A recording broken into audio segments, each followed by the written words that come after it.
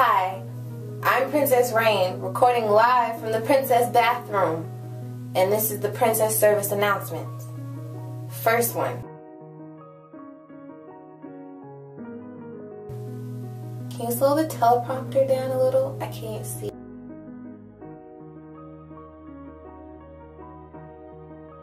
Check the blog, the Princess Show blog, for more updates on everything Princess.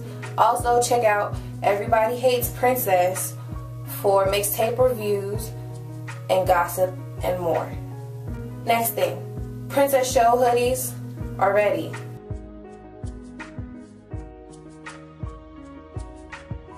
And last but not least, follow on Twitter and trend the Princess Show.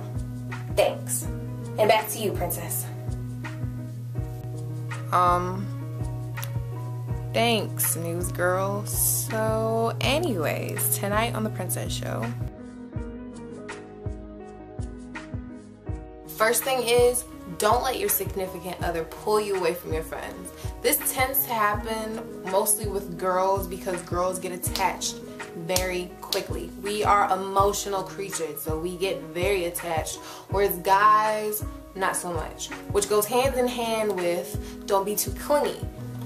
next factor in your relationship is communication. I don't care what anybody says, communication is a big factor in your relationship, which connects to honesty, which connects to trust, which are the main three factors in a relationship. Now, I wish somebody would have told me this before, but I'm pretty sure sex complicates a lot of things. Now, if you go into a relationship that was just based off of sex before, the relationship tends not to work. And when you go into a relationship and about a couple of days or a couple of weeks into the relationship, you're giving sex, your relationship is pretty much sex-based, and it's not really going to end up working. So, establish a rule, a time frame for when you're ready to have sex. Well, pretty much the time frame is when you're ready, but not too early. Don't let your hormones, you stupid piece of candy, don't let your hormones take over. You understand what I'm saying? And I must say, having relations with your friends are just pretty awkward. Don't ever try and date your best friend. It usually doesn't work. Don't have sex with them either. It complicates your friendship. Unless you guys are just that close. I'm just saying. But anyways. Now, speaking of sex, I want to talk about this AmberCole situation. If you don't know who AmberCole is, she's a 14-year-old girl from Houston, Texas. I'm not going to say got caught on tape, but was recorded giving some brain, and it was posted on Twitter, and people were just talking about it like crazy. Her mom had to delete her Twitter and say, could you please leave our family alone, and all this other stuff.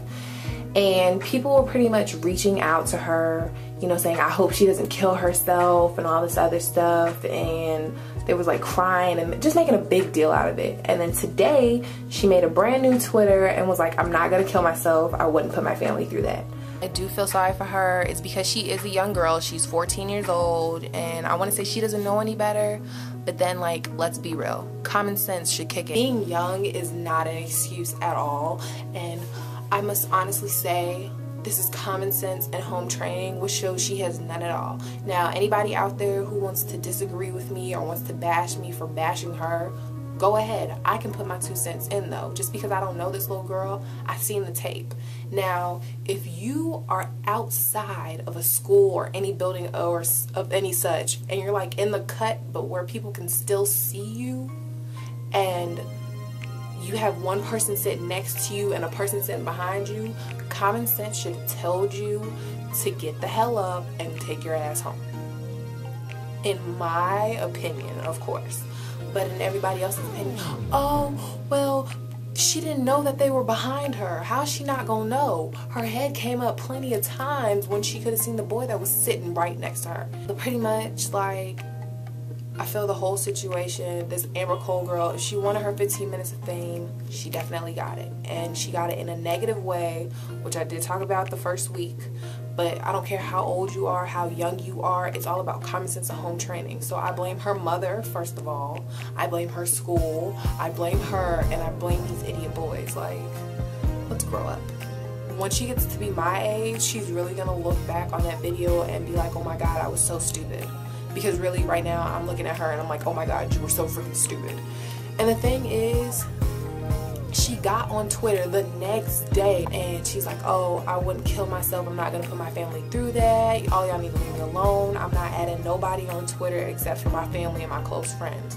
At this point, do you really need to have a Twitter? Or can you really even call anybody your friend? Like, where were your friends when you was giving head behind a building and being recorded? Come on now. Like, I feel like she just needs to make a video, put it on YouTube, and say I'm an idiot, and put a gun to her head and go like her hand like this and just bang it out, because sweetheart, you're an idiot. But all in all, remember, as far as relationships goes, don't be clingy, don't pull away from your friends because of your significant other. Sex complicates things, especially when you're in a relationship with your friends, and communication, honesty, and trust are the 3 major factors of a relationship. But secondly, make sure when you have a kid to train them properly not to give head behind a school or anywhere or outside, or just, you know, train them, period. And last but not least, follow me. Thanks.